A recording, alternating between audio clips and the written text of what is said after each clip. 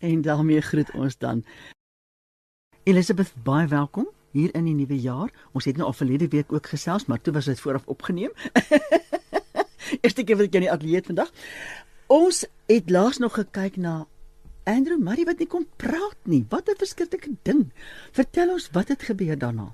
Ja, hy het toe mos Europa toe gegaan. Nog eers sal ek sê goeiemôre Estie en al die luisteraars in hierdie nuwe jaar. Ja, hy het toe Engeland toe gegaan en daar ingeboek by 'n huis waar hulle geloofsgenesing doen vir 3 weke. Onder behandeling van 'n professor Stockmeyer. En wat saam met hom gebid het, maar hier leer Andrew Murray nou 'n hele klomp beginsels van geloofsgenesing en die voorwaardes daarvoor wat hy verduidelik het aan 'n brief aan sy gemeente wat hy geskryf het van Engeland af. En hy het gesê dat daar genesing kan oombliklik plaasvind. Maar dit blyk vir hom asof genesing oor 'n tydperk plaasvind, want daar is iets wat die Here in die persoon wil inbou. Okay. En dat 'n mens moet verstaan wat is die oorsaak en die doel van siekte. En dan wat is die voorwaarde van genesing? Okay, dis nou wat hy nou by die plek leer. En een van die goed wat gebeur het daar is by professor Stockmeyer wat vir hom bid. Gebruik 'n skrif uit 1 Korintiërs 11 vers 30 tot 32. Here, laat Andrew Murray homself oordeel sodat hy nie langer geoordeel of getuigtig word deur die Here nie. Wow. So, dit is iets wat Andrew Murray in die kerk jare al gedink het, dat baie siekte is dat die Here vir 'n oomblik jou aandag wil hê. Hy wil iets in jou lewe doen waarin jy nie aandag gee nie. En dan ons weet ook soos mense wat uitbrand. Daar's net iets wat gebeur en jy moet tot stilstand kom. So Andrew Murray het sy siekte as so iets beleef. My aarde.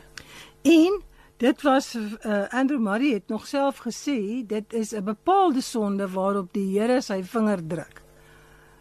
En wat vir meeste mense is daai sonde die moeilikste ding om af te lê. Dis nie ooglopende sondes nie, want hy praat nou meestal hier met Christene, wat klaar hulle sonde bely het, en die Here klaar hulle sonde vergewe het. Dan vertel hy van wat daar is, dit kan 'n gebrek aan toewyding ingee of toegee vir jou eie wil in jou bediening, steun op eie krag in die werk van die Here, of die verlaat van jou eerste liefde, want dit is wat die Here ook in Openbaring sê vir die kerk, daar Efesiërs kerk, wat hulle eerste liefde verlaat het. En hy sê dit ook vir die kerk, ek kan nou nie onthou wat een is nie, wat Jezebel toegelaat het en gesê het, haar kinders, almal wat na haar luister gaan in 'n siekbed land. So, daar's iets wat die Here doen, en dan sê hy, mens moet ook begrip hê vir die onuitspreeklike teerheid en heiligheid van totale oorgawe aan die Here. Wag, sê dit weer. Onuitspreeklike teerheid en heiligheid van die oorgawe, die totale oorgawe, waartoe 'n mens geroep word as jy geloofsgenesing van die Here begeer. Wow. Hy sê, mens vra die Here om met jou liggaam sy hemelse lewe van ewige jeug te gee. En dat 'n mens die Heilige Gees wil ontvang en dat hy in jou liggaam kom woon. En dat 'n mens dan elke dag maak hy van toepassing op hierdie begeerte na heiligmaking, volkome oorgawe om met Jesus te wandel in Christus gelykvormigheid. So hy sê, mense is so gewoond daaraan om te dink. Een van die besware wat hulle inbring teen geloofsgenesing is dat siekte wel tugtiging 'n groot seën is vir so 'n mens. Want dan word hy nagerig toe getrek en ons sien dit vandag. Mense wat siek word, draai na die Here toe en kom terug na hom toe en gee hulle lewe aan hom oor, maar as hulle gesond is, dan is dit nie so dat hulle in daai nuwe lewe bly wandel nie. Nee, sien as mens op die bed loop, lê jy siek, dan kyk jy op. Nee, maar dis nie 'n Hy sê die gedagte dat die gesondmaking van jou siekte nog groter seën vir jou lewe kan inhou en verheerliking van Jesus as jy volkome vir hom lewe. Daai gedagte dink hulle nie. Die kerk op daai stadium het gedink dis 'n seën vir iemand om siek te wees. Wow. So, nou sê hy die siekte kan nie wegneem as die oorsaak van die siekte nie weggeneem word nie. Nou baie ongeneeslike siektes het oorsake, maar hy het dit gedoen. Hy het daaroor baie geskryf, in elk geval in sy boekie. Hy sê, so 'n wegneem van die oorsaak kom wanneer jy 'n intieme aanraking van die Here het en jou liggaam volkome aan hom verbind. Intieme aanraking van die Here het en dat jy jou in jou liggaam ook volkome aan hom verbind. Wow. So jou liggaam is nie meer jou eie nie. Ons weet wat Paulus geskryf het. Hy het gesê ek behoort nie meer aan myself nie. Maar ons behoort eintlik nog aan onsself.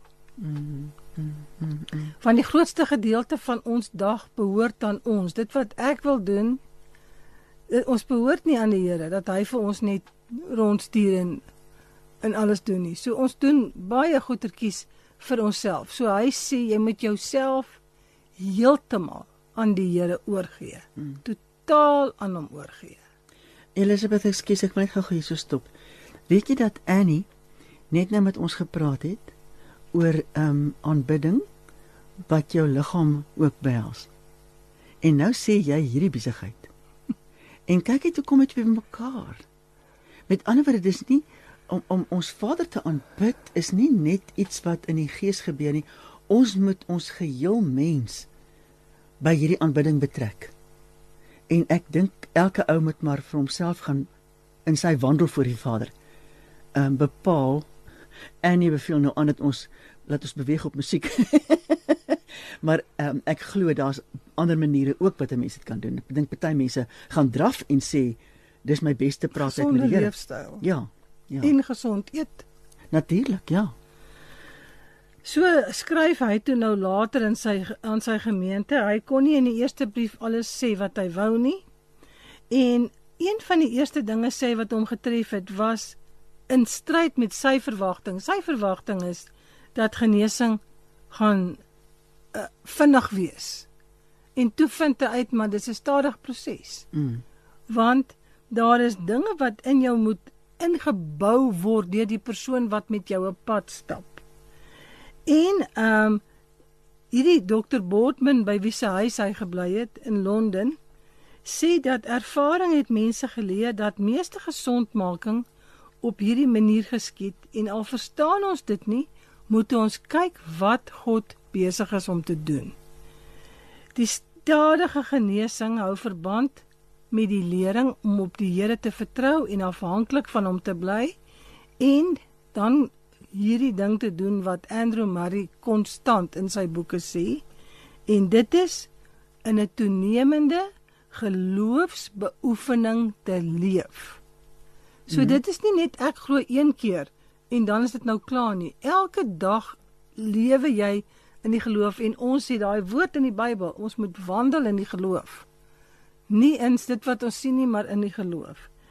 So hy sê, toe hy nou by hierdie huis gekom het waar hy die behandeling of die gebed gekry het, was dit net een saak en dit was om genees te word. Die geloof wat daarvoor nodig is, was by hom 'n ondergeskik en dit was net 'n middel tot die doel.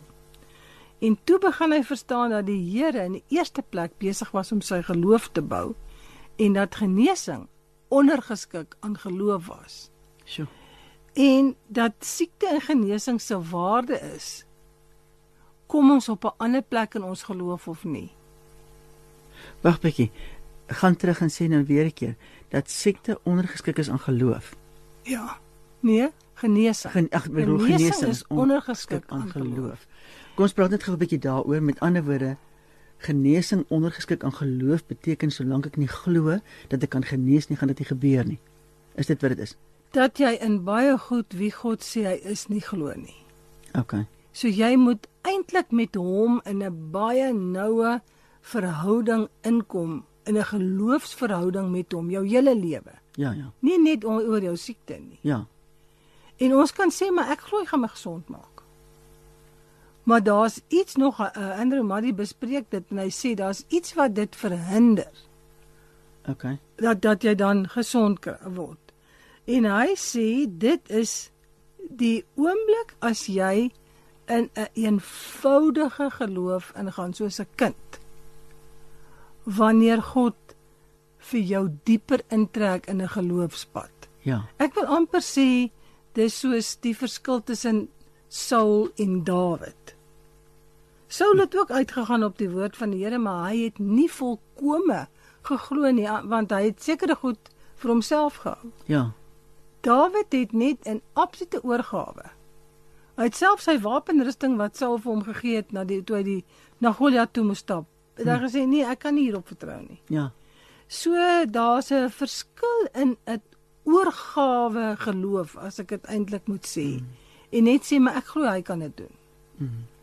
So daar's 'n dieper pad wat die Here wil hê. Hy sê soms is ons gemoed het so baie redenasies in dat die oortuiging van wat die Here wil sê, want vir die Here gaan dit nie so seer oor die genesing nie, maar die neerlê van 'n sonde of iets wat jy in jou lewe doen. En dis een ding om geloof te hê vir genesing.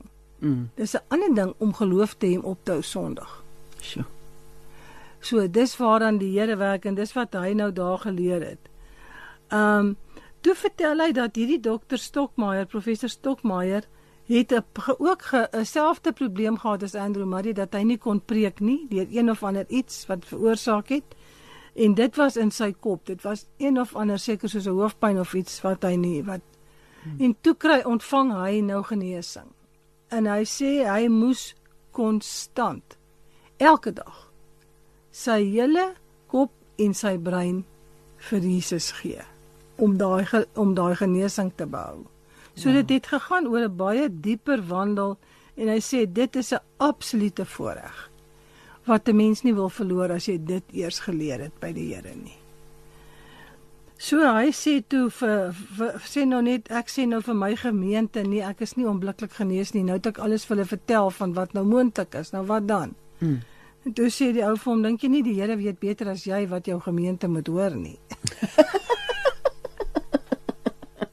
En hier kan 'n mens iets So hy redeneer dit nog steeds in sy eie kop uit. Hier kan 'n mens ietsie sien van Andrew Murray. Hy wil so graag hê dat dit wat hy doen of met hom gebeur 'n getuienis word later. Ja. En die Here sê dis tussen my en jou. Sjoe. So hy sê hier is dieselfde onderskeid tussen sien ek al iets en gevoelens voel ek al iets of glo jy dit? Hy het gesê dat die hele liggaam moet onder die wet van geloof gebring word, net soos jou gees, wat jy net nou gesê het. Omdat jou liggaam op dieselfde wyse verlos word en deur die gees bewoon word as jou gees. En ek dink ons dink nie baie daaraan nie. Hy sê Jesus, die profeet Jesaja, en word aangehaal in Matteus 8 vers 17. Dan sê hy het ons krankhede op hom geneem en ons siektes gedra. Waarin het hy ons siektes gedra? In sy liggaam. In sy liggaam. Ja. Ja. Wow. So nou is daar 'n amper asof twee liggame hierby betrokke is. Jou liggaam en sy liggaam. Ja. Ja. Sjoe. Hy sê ons het siekte en sonde so van mekaar geskei en die verlossing van die siel aangeneem as dis wat hy gedra het. Hy het my krankhede op hom gedra, nou het hy my siel verlos. Maar ons het die genesing van die liggaam, die verlossing van ons liggame uit die mag van sonde glad nooit bygebring nie. Ja, daar is die normale veroudering van 'n liggaam. Maar dan is daar goed wat maak dat ons liggame nie die verheerliking is wat dit moet wees nie. Hy sê, as ons glo dat hy het my sonde gedra en ek word vry daarvan, dan moet ons ook glo, hy het my siektes gedra en ek word vry daarvan. Nou, dit is 'n baie groot begrip vir meeste van ons. Hy sê, in die wêreld sal ons verdrukking hê en versoeking, daarvan word die gelowige nie bevry nie. Ons word wel beskerm deur die Here van versoeking, maar van vervolging word ons nie bevry nie. Maar dis moontlik, sê die Heilige Gees in Jakobus, dat ons bevry kan word van siekte. So hy as ons nie bevry word van al die aanslae nie, dan is dit eintlik daarop gemik dat ons sterker sal word in ons gees, né? Ja, meeste van die vervolging en beproewinge waarvan Petrus ook skryf in 1 Petrus, is om ons heilig te maak. Dit het baie te doen met ons geestelike wandel. En dis oefening. Dis oefening. Ja, en ons moet in elke omstandigheid moet ons leer om onsself aan Jesus toe te vertrou. En saam met dit kom wanneer mense teen ons in opstand kom, dat ons hulle sal lief hê en ons neerlê vir hulle. En nie een van ons hou daarvan nie. So, maar dit is iets anders as siekte. Ja. So Andrew Murray trek dit uit mekaar uit. Okay. En hy vertel maar net hier van 'n paar mense wat hy gehoor het hoe hulle gebid het vir hulle. Een meisie het tering gehad en sy sê een nag het sy gevoel hoe dat die Here sy siel in die dood uitstort net vir haar en sy liggaam vir haar gee. En die volgende oggend was sy volmaak genees. En 'n ander ene het vertel dat sy net die woord gehoor het, hy het my siektes gedra, en sy sê, sy hoor hierdie woord in haar kop, dan hoef ek dit mos nie te dra nie. En sy was verlam. Toe staan sy op en loop. Kan jy glo? So daar's iets wat met 'n persoon gebeur in jou siel en in jou gees, en dat jou liggaam daarop reageer. Dis wat hy nou gesê het. So hy het uit hierdie vertellinge verstaan dat geloofsgenesing het 'n hoër doel. Nie net die redding van die liggaam van kwale nie, maar dis 'n pad na heiligmaking en volkome toewyding. En toe vra hy vir hom die vraag, in hoe verre wil hy hierdie gawe of roeping hê om hieraan te kan deelneem, want hy sien hoe dat mense al hulle krag en al hulle tyd toewy en hieraan bestee. Wow. Elizabeth, ek wil eers musiek maak, maar ek wil net vir jou sê, 2 keer in my lewe moes ek hoor, mevrou, ek is jammer, jy het kanker. Die eerste keer was dit borskanker geweest, en die dokter het die sonar gevat van die besigheid. Sy het vir my gesê hoe groot hy was, hy's jolly groot geweest. Ek het hom gaan meet, was so groot soos die voorste kop van my duim. So groot was hy. En weet toe ek nou weer teruggaan, toe is die besigheid weg. Want ek het gebid en so baie, maar ek het met moeite gebid. Ek was te geskok. Maar baie mense het my gebid. En toe ek teruggaan, nou vir die finale ondersoek het hulle kan kyk wanneer 'n operasie en bla bla bla. Dus die hele eislike knop in sy pietjie in weg. Ons Vader het hom verwyder. En 'n ander keer moes dokter ook goed uitsny op my arm, maar daar het niks daarvan agtergebly nie. Niks daarvan teruggekom nie. 2 keer in my lewe moes ek die woorde hoor, jammer mevrou, jy het kanker, en 2 keer het ons Here God my volkome genees. Ek glo in genesing. Ja. En 'n ander keer het ek mos my rug gebreek in 'n motorongeluk. En ek het gebid en ek het gevra, raak my aan. En hy het my aangeraak. En die pyn het weggegaan. En toe hulle plate neem, toe staan niks verkeerd, maar toe kon hulle sien, daar was 'n letsel. Maar my rug het aangegroei in daai oomblik. Genesing gebeur. Maar kom ons maak musiek saam met Elben Petersen en hy sing van die liefde, want alles gaan oor die liefde van Jesus wat die Christus is. En dit is waarvan Elben Petersen vir ons sing. Ja, u luister na die programme van Radio Kansel. Ek is Estie Geldenhuys en ons is hier besig met delf steeds dieper, en is ek en Elizabeth Jordan nou besig om te delf in die lewe en alles wat hy moes leer van Andrew Murray.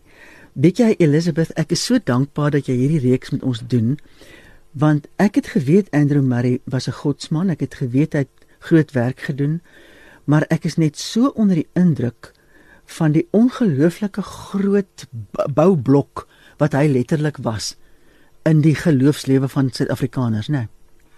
Ja, en die nalatenskap Ja, wat ons vandag kan ontgin. ja, Omdat hy meeste van dit wat hy beleef het, het hy geskryf. sjoe. En hy het baie selde oor homself gepraat. Maar hy het beginsels geskryf waar volgens elke persoon kan lewe. En ons kan almal steeds daarvan leer. Ja. Ja, Ja, so dis dieselfde met hierdie onderwerp van geloofsgenesing. Hy het gedink dat hy weet nie of hy die gawe gaan hê nie. Dit is net nou gesê het.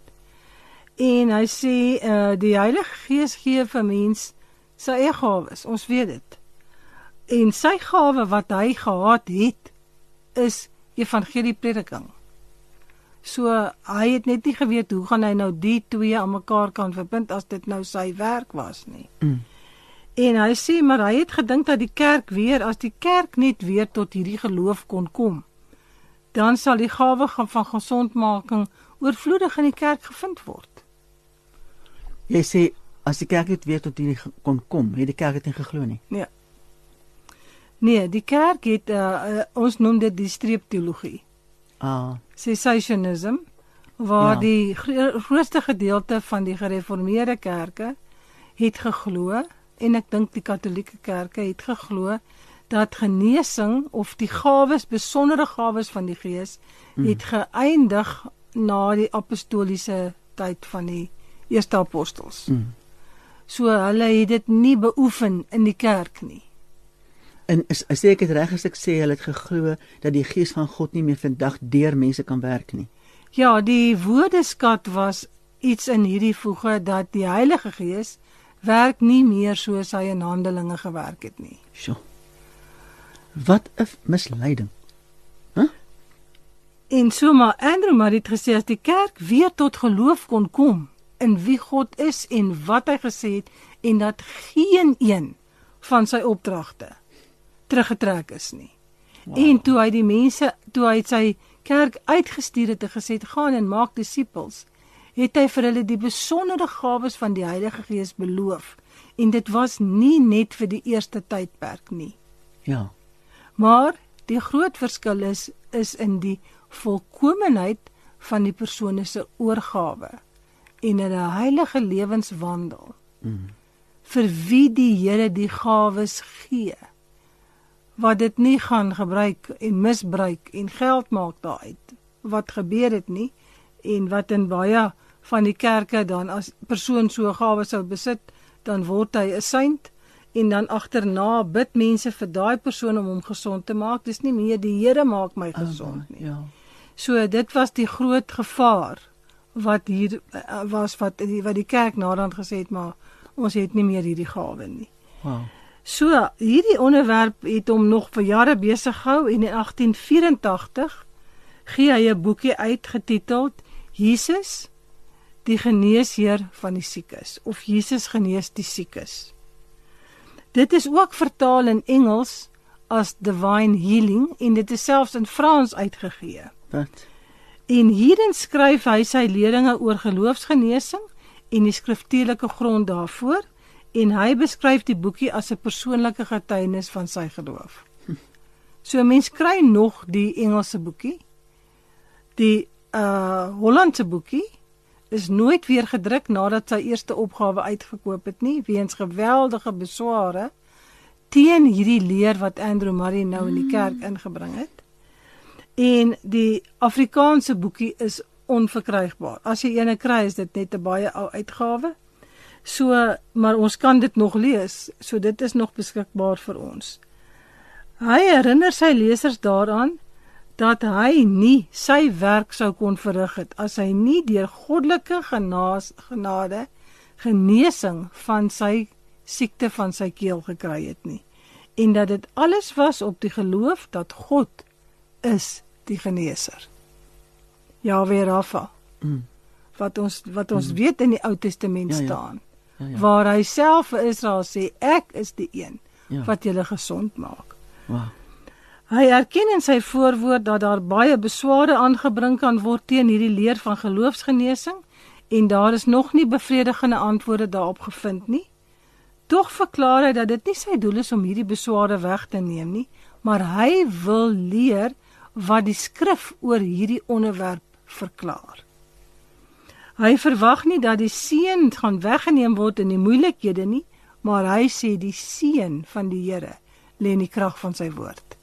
En as ons dit aanvaar, so hy skryf nou hierdie boekie in sy inleiding skryf hy, wat 'n blye tyding is dit, wat nou uit verskillende oorde na ons toe kom, wat hy nou hoor van mense, dat die Here homself weer onder sy volk, soos in die verlede, bekend maak met die naam, die Here, jou geneesheer, Jahwe Rafa. So die aantal getuienisse van mense wat uit eie ondervinding bevestig het dat hierdie woord nog waar is. Die gebed van die geloof sal die sieke red en die Here sal hom oprig, is oorweldigend. Die kerk was so ongewoon aan hierdie werking van die gees van die genesing van die liggaam, dat ons geleer word dat die verlies van hierdie gawe toe te skryf is aan die raad van God, wat dit nie meer vir die kerk wil gee nie. En dit word nie toegeskryf aan die kerk se eie ongeloof nie. Wow. So die kerk het al hierdie heerlike plekke in die skrif wat hieroor handel so verbygesien, of volgens haar eie sieklike toestand uitgelê, dat die waarheid voor die oë van vele mense verborge gebly het. En hierdie boekie wat hy skryf is nou om hierdie skrif aan te haal en te sê, wat leer die skrif? So ek wil dit nou deurgaan. Ek dink ons gaan vandag net hierdie skrifte lees en almal van ons ken hierdie skrifte. Okay. Hy sê hy wil dit gee sodat mense nie hulle eie gedagtes het oor wat kan God doen en wat kan hy nie doen nie. Ons moet glo in die belofte van God wat hy in sy woord gee. Ja. Dis die belofte. Jy moet ook nie mense se beloftes glo nie, jy moet God glo. En hy sê, goed, hier gaan hy, die skriftuurlike gronde vir die geloof aan Jesus as die geneesheer van die siekes. Die eerste skrif wat hy aanhaal is Jakobus 5 vers 15. Omdat God se woord ons die genesing van die siektes deur die geloof uitdruklik beloof. Die gebed van die geloof sal die kranke red en die Here sal hom oprig.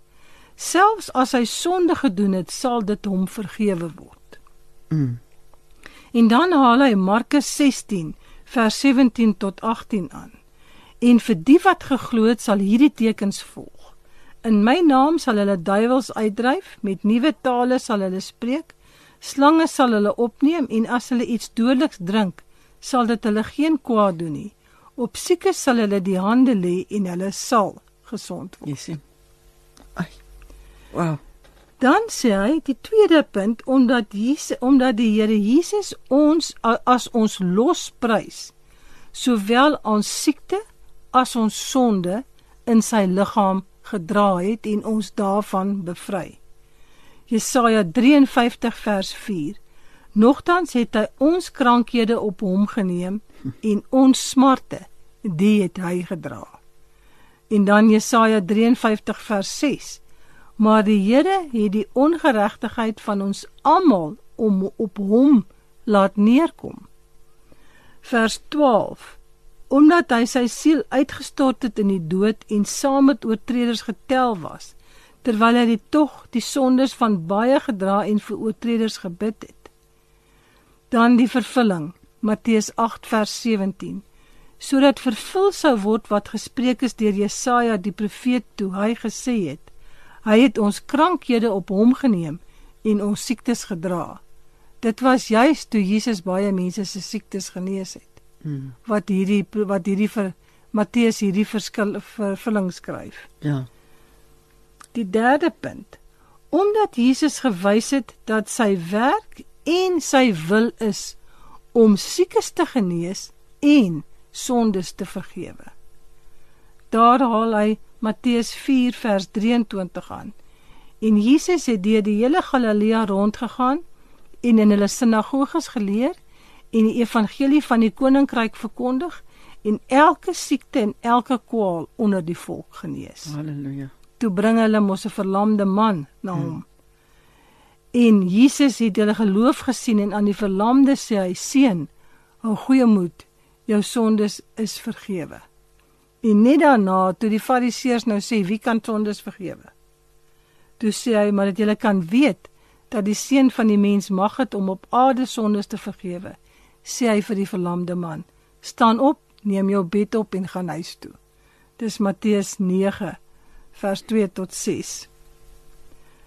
So wat hy sê is in 'n vierde punt. Hier's nou 'n hele klomp punte, ons hoop as dit genoeg tyd vandag, anders te gaan ons volgende week klaarmaak. Ja. Vierde punt sê, omdat hy sy disippels opdrag gegee het, as ook die mag of gesag, om saam met die prediking van evangelie ook siektes te genees. Lukas 9 vers 1. Hy het sy 12 disippels saamgeroep en aan hulle mag en gesag gegee oor al die duiwels en om siektes te genees.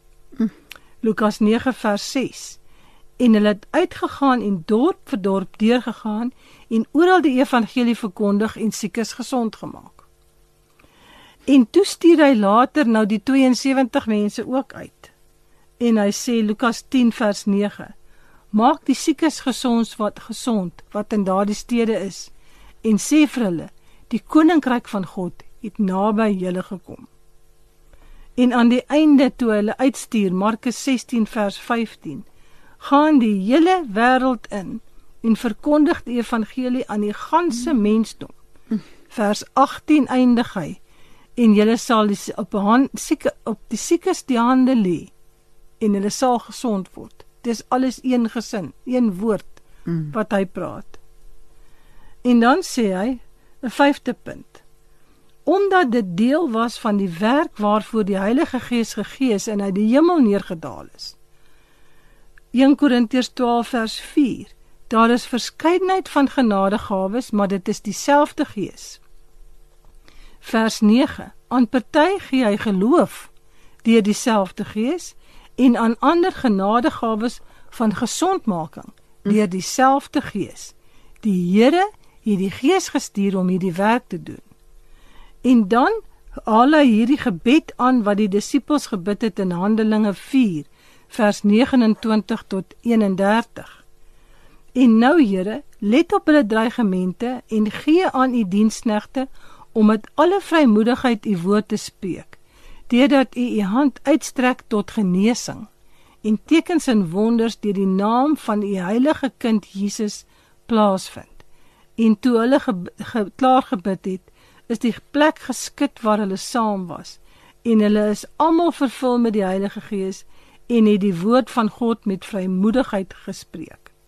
En die direkte gevolg, Handelinge 5 vers 15, sodat hulle as die siekes op die strate uitgedra word en op draagbare en bedde gelê het, met die bedoeling dat as Petrus kom, al was dit net sy skaduwee op hulle sou val, sal hulle gesond word.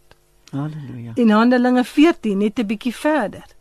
Hulle het, Handelinge 14 vers 3, hulle het geruime tyd daar deurgebring en vrymoediglik gespreek in die Here, wat aan die woord van sy genade getuienis gegee het, deur te beskik dat tekens en wonders deur hulle hande sal plaasvind. Handelinge 19. God het buitengewone kragte deur die hande van Paulus gedoen, sodat selfs wanneer doeke of voorskote wat aan sy lyf was op die siekes gelê is, die siektes van hulle gewyk en die bose geeste van hulle uitgegaan het. Handelinge 19 vers 11 tot 12. En dan die laaste in Handelinge, waar Paulus op die eiland Malta die hoofman gesond gemaak het, of sy vader gesond gemaak het. En toe hy op hom gebid het, het hy hom die hande opgelê en gesond gemaak, en al die ander siekes op die eiland het na hom gekom en is almal genees. Dit is ongelukkig al wat vir ons vandag tyd het, Elisabeth, maar wat 'n wonderlike hoogtepunt om op af te sluit, om te weet, ek weet nie, jy wat daar by die huis sit, het jy dalk 'n probleem ergens, weet jy, ons Messias genees steeds. Dit is die waarheid, Elisabeth. Dit is wonderlik dat jy die dinge van Andrew Murray vir ons so heerlik hier oopbreek. Dankie vir jou voorbereiding. Dankie vir jou moeite om elke keer weer in te kom. Ek sien uit daarna dat ons volgende week verder hieroor gesels.